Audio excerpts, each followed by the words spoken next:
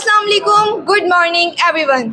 I wish you all a very happy Independence Day. Let's start our incredible event with the recitation of Holy Quran. أعوذ بالله من الشيطان الرجيم بسم الله الرحمن الرحيم والليل إذا جاء من غفرته میرے وطن میرے بس میں ہو تو تیری حفاظت کروں میں ایسے خزاں سے تجھ کو بچا کے رکھوں بہار تجھ پہ نثار کر دوں میرے وطن. برسوں بعد آج کے دن تقدیریں بدلی، آج کٹے تھے بند غلامی کے، آج کے دن زنجیریں ٹوٹی. صدر ذی وقار، یہ تصور محض خواب نہیں حقیقت ہے. یہ آواز فطرت حضور صلی اللہ علیہ وآلہ وسلم کے الفاظ قدسی کی صدائے بازگشت تھے کہ کلمہ توحید کی شمشیر ان کو قوت بخش رہی تھی. جغرافی، لسانی اور فرقہ واریت کے تعصبات سے پاک جناح کی قیادت نے مسلم لوگوں کی منجمد رگوں میں شعلہ جوالا کو ابھارا تو ہم نے حاصل کیا 14 اگست کو یہ پاکستان بہت سات حروف کا مجموعہ ہی نہیں بلکہ رات کے آخری پہر میں مانگی گئی ہزاروں دعاؤں اور دن میں کی گئی لاکھوں قربانیوں کا نتیجہ ہے.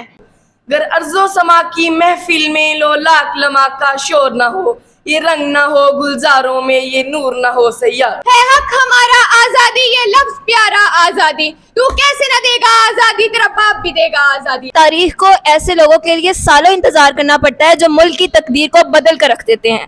14 اگست 1947 سے پہلے ایک قوم کو ایک ملک کی ضرورت تھی، لیکن آج ایک ملک کو ایک قوم کی ضرورت ہے. ہمیں چاہیے کہ ہم قائد اعظم نے جو ہمیں الفاظ کہے تھے ہم اس پہ ڈٹے رہیں. انہوں نے کہا تھا اگر آپ ایک ساتھ رہیں گے تو کوئی آپ کو ڈسٹرائے نہیں کر سکتا، لیکن ہم ایک دوسرے کی برائیاں کرنے سے نہیں تھکتے. ہم اپنے ملک کی غداریوں کو باہر نشر کرنے میں بہت خوشی محسوس کرتے ہیں. آپ کو چاہیے آپ ان چیزوں کو درست کرنے کے طریقے بتائیں، نہ کہ ان کو ڈسکس کریں. ہم ایک آزاد قوم ہیں اور ہمیں اس بات کا جذبہ اور ایک فخر ہونا چاہیے. کرے دور و تعلیم بھی فتنہ، املاک بھی اولاد بھی جاگیر بھی فتنہ، نہ حق کے لیے اٹھی تو شمشیر بھی فتنہ، شمشیر تو کیا نعرہ تکبیر بھی فتنہ. میں صرف اتنا کہنا چاہوں گی کہ ہم سب چاہتے ہیں کہ ہمارا ملک جو ہے اس کا نام سب سے زیادہ روشن ہو، لیکن اس کے لیے ہمیں کچھ کرنا بھی پڑتا ہے. یوں ہی نہیں ملی ہمیں یہ عرض پاک تحفے میں، جو ہزاروں دیپ بجھے ہیں تو یہ ایک چراغ جلا ہے. محترم احمد خان درانی صاحب کا شکر گزار ہوں کہ آج انہوں نے اپنی اس خوبصورت ترین تقریب میں مجھے بلایا. تو آج ہمارا اس یوم آزادی کا جو پیغام ہے وہ مایوسی کا خاتمہ ہے. یہ مانا کہ ہر طرف اندھیروں کا تسلط ہے مگر آندھیاں خوف اور مایوسی کی بہت تیز سہی، مشعلیں بجھنے نہ دو تاریک شبستانوں میں، وہ دیپ تم ہی ہو جنہیں جلنا ہے ایوانوں میں. آپ لوگوں نے ایوانوں کو، ہم پازیٹیو مائنڈ ہیں، یہ بات ذہن میں رکھنی ہے، چاہے ساری دنیا نیگیٹو مائنڈ ہو جائے. اے عرض وطن، ابابیلوں کی جگہ اب ہم آئیں گے، یہ الگ بات ہے کہ تعداد میں کم آئیں گے. پاکستان زندہ باد، پاکستان زندہ باد. اللہ نے ہمیں مدینہ ثانی عطا کیا. پاکستان کو اگر عربی میں پڑھو تو مدینہ طیبہ بنتا ہے، مدینہ طیبہ کو اگر فارسی میں پڑھو تو پاکستان بنتا ہے. وہ بھی لا الہ الا اللہ کی بنیاد پر حاصل ہوا تھا، یہ بھی لا الہ الا اللہ کی بنیاد پر حاصل ہوا. اگر اس مدینہ کی حفاظت ایمان ہے تو اس مدینہ ثانی کی حفاظت بھی ایمان ہے. اگر اس مدینہ اول کی حفاظت، اس سے محبت ایمان ہے تو اس سے بھی محبت ہمارا ایمان ہے. وطن کو عروج ملا تھا مدینہ اول کو، 60 لاکھ مربع میل پر حکومت گئی تھی کہ نہیں گئی تھی.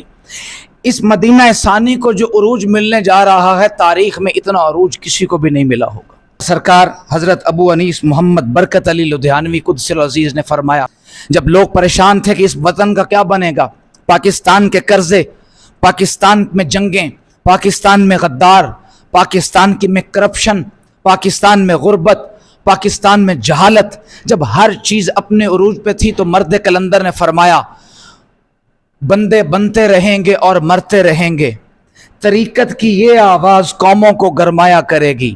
ایک دیوانہ جنگل میں تنکے چن رہا تھا، اور کہہ رہا تھا, اب اگلا جملہ غور سے سنیں, یہ خوشخبری ہے ہر پاکستانی کے لیے, وہ دن دور نہیں جب پاکستان کی ہاں اور نہ میں اقوام عالم کے فیصلے ہوا کریں گے. تو ملک کے لیے جینا عبادت اور ملک کے لیے مرنا شہادت ہے.